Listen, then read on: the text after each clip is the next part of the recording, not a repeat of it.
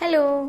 तर bakery style nankhatai घरच्या घरी बनवूयात. चला तर मग नानकटाई बनवण्यासाठी 1 कप मैदा घेतलेला आहे, हाफ कप बेसन घेतलेला आहे, नंतर 1/4 कप सुजी घेतलेली आहे आणि हाफ टीस्पून बेकिंग सोडा टाकून घेतलेला आहे आणि सगळं मिक्स करून घेतलेलं आहे. नंतर घरी बनवलेलं देसी घी शुद्ध हाफ कप घेतलेला आहे. नंतर 1/4 कप साखर घेतलेली आहे. साखर आपल्या आवडीनुसार घेऊ शकता. ज्याला गोड आवडतो तो एक्स्ट्राही घेऊ शकतो, ज्याला कमी आवडतं आणि कमीही घेऊ शकतो. नंतर सगळं मिक्स करून आटा छान असा मळून घेतलेला आहे. नंतर त्याचे नानकटाईचे शेप देऊन घेतलेला आहे. जसं आपल्याला आवडतं तशी शेप देऊन घ्यायचा. नंतर त्याला काजू आणि बदामाने ग्रीस करून घेतलेला आहे मी. नंतर ओव्हनला प्रीहीट होण्यासाठी 5 मिनिटं ठेवलेलं होतं.